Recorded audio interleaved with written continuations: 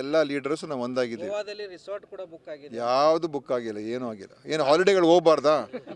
ಎಲ್ಲರೂ ಕೂಡ ಹೋಗ್ತಾ ಇದ್ದಾರೆ. ಯಾರು ಕೂಡ ಹೋಗ್ಬೋದು.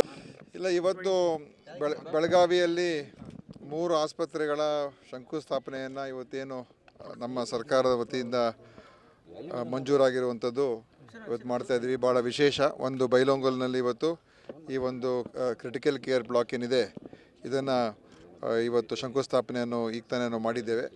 ಅದೇ ರೀತಿಯಾಗಿ ಸವದತ್ತಿಗೆ ಹೊಸ ತಾಲೂಕು ಆಸ್ಪತ್ರೆ, 100 ಬೆಡ್ಡಿನ ತಾಲೂಕು ಆಸ್ಪತ್ರೆಯ ಒಂದು ಯೋಜನೆ ಅಲ್ಲೂ ಕೂಡ ಶಂಕುಸ್ಥಾಪನೆ ಆಗ್ತಾಯಿದೆ.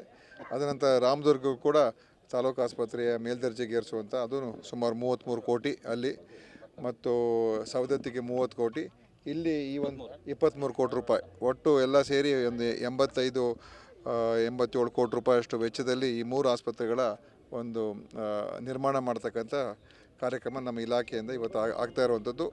ಮತ್ತು IT ಇಂಡಸ್ಟ್ರಿ ಕೂಡ ಇವತ್ತು ಕಿಯೋನಿಕ್ಸ್ ನಮ್ಮ ಸರ್ಕಾರದ ವತಿಯಿಂದ ಅಲ್ಲಿ 70 ಕೋಟಿ ರೂಪಾಯಿ ವೆಚ್ಚದಲ್ಲಿ ಮಾಡೋದಕ್ಕೆ ಅದು ಕೂಡ ಅನುಮೋದನೆ ಆಗಿ ಅದನ್ನು ಕೂಡ ನಾವೀಗ ಪ್ರಾರಂಭ ಮಾಡ್ತಾ ಇದ್ದೀವಿ. ಆದ್ದರಿಂದ ಮಂಗಳೂರು, ನೀವು ಹೇಳ್ದಂಗೆ ದಕ್ಷಿಣ ಕನ್ನಡ ಜಿಲ್ಲೆ ಅದು ಹೆಚ್ಚು ಆಕರ್ಷಣೆ ಮಾಡುವಂಥ ಎಲ್ಲ ಅವಕಾಶ ಇದೆ. ಆದರೆ ಈ ಕೋಮುವಾದ ಏನಿದೆ ಇದರಿಂದನೇ ಅನೇಕ ಜನರಿಗೆ ಹಿನ್ನಡೆ ಆಗ್ತಾಯಿತ್ತು. ಅದನ್ನು ಈಗ ನಾವು ಅಲ್ಲಿಯ ಜನರಿಗೂ ಕೂಡ ತಿಳುವಳಿಕೆಗಳನ್ನ ಹೇಳುವಂಥ ಪ್ರಯತ್ನ ಮಾಡ್ತಾಯಿದ್ದೀವಿ. ಮೊನ್ನೆ ಸಭೆ ನಡೀತು.